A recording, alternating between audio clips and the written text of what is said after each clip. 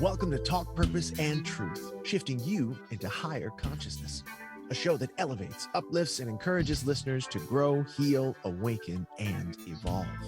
Eden and Kim include bold topics, interviews with inspiring guests, experts, and celebrities, intuitive readings, channeled messages, mental health awareness, and hot topics to expand your awareness. Tune in for unprecedented truth, authenticity, on-purpose discussions, and magical moments. He has a talk show and podcast called What's Your Story? And we'll hear more about what that means. And he guides meditations and builds products and services that holistically support the mind, body, and emotions. And he does so much more. He's a very fascinating human being. So welcome, Varun. Thank you so much, Kim and Eden. Love and abundance, everybody. Thank you for having me here. I'm grateful to be here. Do you have a dog? I don't have a dog, but we've been talking about one. So maybe soon. We're not sure yet. Oh, did I talk you out of it now? No, not at all. The only thing is, it's the reason is we love traveling, and we don't have a place to, when we travel, when we're on the road, we don't have a place to put the dog. Yeah. Unless it's in a hotel or, so, and we don't want to burden our parents or friends with it right now. So we're Right. like, You have to we'll hold off until we can actually cut down the travel a little bit and then be more at home. Mm-hmm. Yeah. That's a big responsibility. It is. Yeah. Okay, well, let's get into, we have some really good questions for you. You're so interesting from what we've researched about you. So you do environmental engineering consulting. So how did you go from that to what you do? Oh no, you did that. How did you go from that to what you do now? What's the story around that? Yes, so I'll kind of go through the whole arc. Start off so my PhD is in environmental engineering, and essentially that's what I got my doctorate in, and that's all focused on the outer engineering, right? The outer world. And now what I do is more of the inner world, the inner engineering, like Sadhguru terms it, right? It's and the whole transition was, I went through this period where once I finished my PhD, I worked as a consultant for a couple of years, and during that period, I was also going through an awakening. Understanding the deeper meaning of life, reading Deepak Chopra and coming across his book called The Book of Secrets and diving deeper into myself and kind of getting a deeper understanding of everything. And as I was going through that, and I was also kind of understanding what my purpose was, trying to figure that out. Like I was searching for it, constantly searching for it. The last about 6 months of my job, I had this pain in my solar plexus, and it was constant. Every morning I'd wake up with it. And it was there always, and every time I'd sit down and think about it or meditate over this pain, I'd always have this question, like, what are you doing at this job? Why are you waking up to go to this job which you don't really care for, you don't really care about? Even though I was helping the public health infrastructure, protecting the water that we drink at home, it was sort of meaningful, but then I felt like the quality of water was already so great that what I was contributing was very, very tiny, right? And I wanted to have a bigger contribution. So that kind of jump-started my move into spirituality, into what I do now. And essentially then combining that with my own journey of, hey, let me dive deeper, let me meditate for 6 to 8 hours a day. And I went through a phase of like a month or two where I just sat down every day, like a 9-to-5 job, just meditated and, journaled and went deeper into myself and understood things about myself that I had never learned. I was in college for 10 years, but I'd never picked up any of this stuff. So that's kind of the journey, and it's been very fascinating. They don't teach that in college, I know. No, definitely not. Definitely not. And, I went for bachelor's, master's, and PhD, and none of this was there. So it opened up a whole new universe for me. Wow. That's amazing. And that's inspiring. So I know a lot of people go through the whole degree and then they realize they want to do something else and they feel discouraged instead of going, well, you know what, I'm going to take that as gathered knowledge and now I'm going to, use that and go to something else. Is totally fine because you want to follow your heart. You do a lot of work for disadvantaged people too. I was very impressed with the amount of homeless people you're feeding and things like that. Can you talk a little bit about that? Yeah, and so one of the things that I understood early on is that, like, I like to help people. I like to go out there, bring people together. Even growing up back in Dubai, so I was born and brought up in the Middle East in Dubai, and in high school or in elementary and middle school over there, we'd have these parties at the end of the year. And I would take it upon myself to put those parties together because I like bringing people together, and I'd also go out and raise funds by creating these little cards with, like kind of like baseball cards with information on it and stats and about different industries like wrestling and cricket and different sports. And I'd sell them in my bus and in my classes. And this way, I'd raise funds to kind of put this party together. So I've always had this inkling for bringing people together. So at the start of the pandemic, I got a phone call from a friend, and he suggested, like, hey, we have some funds available. What can we do? This was March 2020. He's like, what can we do to help people? And so we brainstormed a couple ideas, had a couple conversations, and we came up with this idea of, hey, there are a lot of people who don't have food. They lost their jobs. They're not able to provide for themselves. So let's provide them with some fresh groceries or some produce, things that they could utilize to make food for themselves. So we put 400 grocery bags together, and every Sunday people would come and they would pick it up from our center. We had about 30 to 50 volunteers come in every Sunday morning, put these bags together, and help distribute through the whole process. So we did that for about let's say about 20 weeks or so. Then along with that, while that was going on, we realized, hey, there was a need for fresh meals as well. So we had another team that would come in and produce hot, freshly cooked meals on Sunday in the morning. So that we have continued on from May 2020 all the way through till today. And every Sunday we've provided about 1,500 to 2,000 meals at our center in Norwalk, California. And then the last, so Ahimsa Day, which was October 2nd, on that specific day, we put together 5,500 meals, and we distributed in 5 different counties. About 25 to 30 different organizations picked up the meals from us and distributed out into about 30 to 40 different cities all across Southern California. So that was a massive effort, and we're going to replicate that again for Thanksgiving. So we're doing 7,500 meals for Thanksgiving. Wow. Oh, good for you. That's amazing.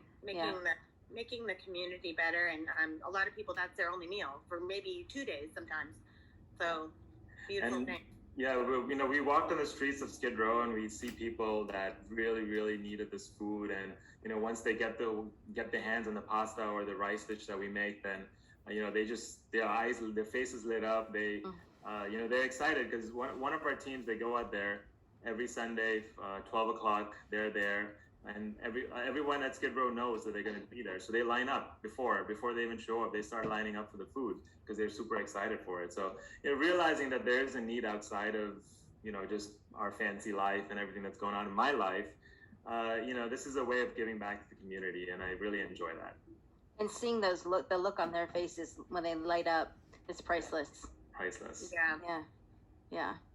Okay, then you talk about the 3 points to your mission.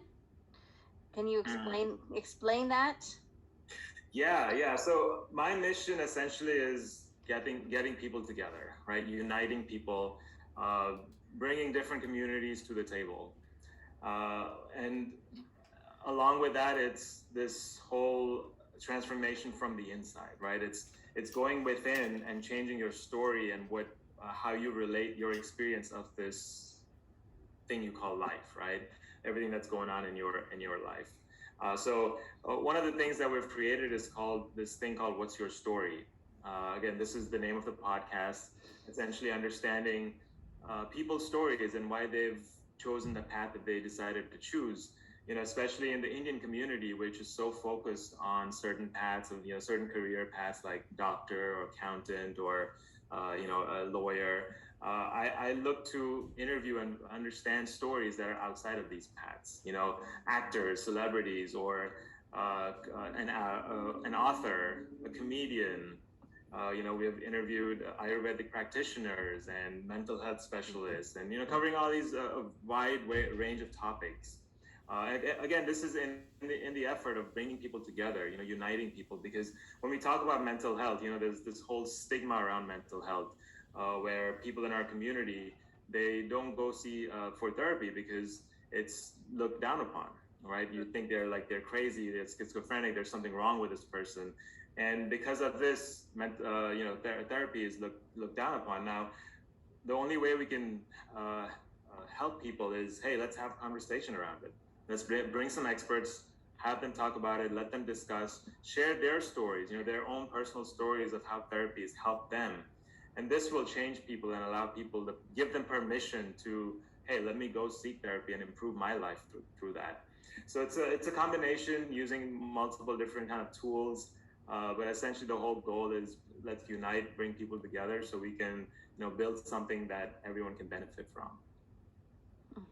Very nice. Yeah. And I think connection is so important right now.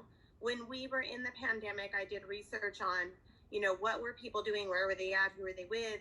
And there was an alarming amount of people that were by themselves and didn't even have a pet, weren't really connecting or communicating with people, even people that I knew, and was really surprised that they weren't at least seeing one friend or something like that. And so I think that it's become almost, for some people, uncomfortable to go back out there because they got so used to being inward. And I noticed that you do events, singles meet and greets, spiritual events, things like that. What inspired you to do that? And what are the singles meet and greet like? And what are those events like that you do? So, I believe in signs from the universe, and this was one of the signs that someone in our community had asked us if we were interested in organizing taking a lead on organizing these single events, because there are a lot of singles, like you said, during the pandemic, they're not able to go out and meet people, but they were looking for love, they were looking for that companionship, and there was a lack of it. There were no events going on. So, my wife and I, we took it upon ourselves to create virtual events where essentially we'd have 50 males. Ideally, we'd have 50 males, 50 females, equal number. They come on the Zoom. We'll put together like networking. It's sort of like singles networking, where it's in a fun environment. We play games. We ask some, deeper questions, getting to know people, and we'll put them in smaller groups. Groups of either one-on-one, but it could be as many as 4 or 6 people in a group, and each of them will get to know everyone else in the group. So it's kind of like, let's use some fun, let's use some excitement to get to know each other, as opposed to that traditional of speed dating. It's like the pressure is on, you get 2 minutes, you gotta finish your conversations, move on to the next person. So it was a fun environment, and a lot of people enjoyed it. Do you know if anybody became a couple from it? We have had several people that have gone on multiple dates. So our main goal is, hey, let's get people together. Let a single female meet a single male, or vice versa, whatever they're looking for, but let them meet each other, right? So our goal is, let's just get them connected. And after that, what happens is completely on them, right? We don't put pressure on them. We don't check in like, hey, what's going on? Did you go further? But sometimes we'll hear back, like we'll hear some stories of friends meeting their significant other through this service. So it's very interesting when we hear success stories. We really love it. Is that an ongoing thing that you guys do? Okay. That is an ongoing thing. Yeah, we do it every month. We have an event, at least one event a month. Okay. So you talked about signs from the universe, and we also would like to know a little bit more about that. If you have any examples of times that you've had signs, things that, when the universe talks to you, we always love to hear about that. Our audience loves it. And you also are intuitive, or are you? I think you are intuitive. I can tell. Yeah. Can you expand on that? What are your abilities, and do you channel? Let's talk about that. Let's get into that. This is something Kim and I are very familiar with too. Yeah, definitely. So as an example for signs of the universe, this just happened today. So a couple hours ago, I was sitting right here. The main road's right in front of me, so I could see, cars moving in front of me. And there was a bus that stopped right in front of my house. Now, this is a bus that I'd never seen before. It was the public transport. I'd never seen it stop in front of the house. And so I looked at the number. It was 274, right? So that was the route number 274. Well, so what I do is whenever I see a police car or ambulance or any vehicle with numbers on it, I take the number down and I look up angel number. So I go to Google or go DuckDuckGo and search angel with that number. So I did angel 274, and essentially I got a couple messages from the universe. One was that begin to trust in yourself. Especially when you're making decisions for yourself that involve yourself, right? Instead of, and I tend to do this, I've realized that when I'm making some big decisions, I go and talk to people, my parents, my wife, or someone that I respect and trust. I'd ask them for permission in a sense, when I should stop doing that and I should just trust myself to do it for myself. Trust the decision that you're making is in your best interest and that you're going to do the best that you can. So that was one of the messages. And the second one is that this is a sign that this is the big one. This is a sign that you have to start walking your soul mission, like start living your soul mission. Wow. And so this comes to what I've been really thinking about in the last week or so. That's what we talked about, the what's your story, right? So this is the whole kind of like, right now I'm creating this course on this whole idea of how we are constantly creating stories about our life. For example, the way I realized this is I looked at marketing, right? Marketing products. So Coca-Cola has done so well for themselves in the last few decades, whatnot. They've earned billions and billions of dollars. And I looked at the actual product, realizing this is an acidic, toxic substance. And how are they making so much money? So I looked at all of their marketing. And it's interesting. All of their marketing shows Coke with this happiness. It's always tied to some sort of experience, some sort of feeling, right? And so you'll see in Coke commercials, happiness. You'll see nature. Coke has nothing to do with nature, but you'll see green grass, sunlight, and all of this. So essentially, what it's selling is completely different from what it's projecting. It projects all of this positive stuff, but what it really sells is all of this toxic negativity for the body. So I analyzed that and I realized they're telling stories about themselves that are not really true, but they're projecting it to be true, and making people feel a certain way when they drink a Coke. That's why Coke can do so well, because people feel a certain way when they drink it. So these stories, now applying that same concept to ourselves, we are creating stories just like that about ourselves constantly at every moment of our life.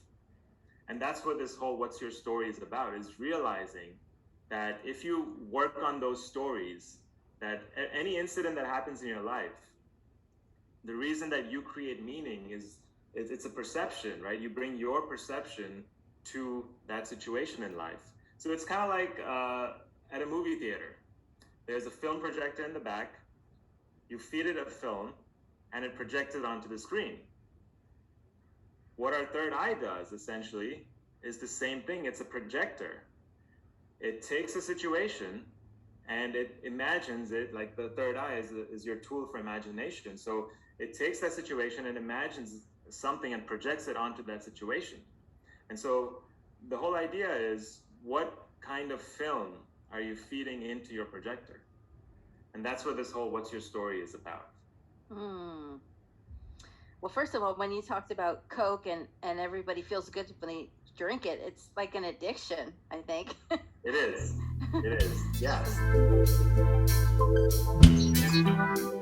Thank you for listening to Talk Purpose and Truth podcast. Find out more at talkpurposeandtruth.com. And follow us at Talk Purpose Truth on Instagram and Facebook.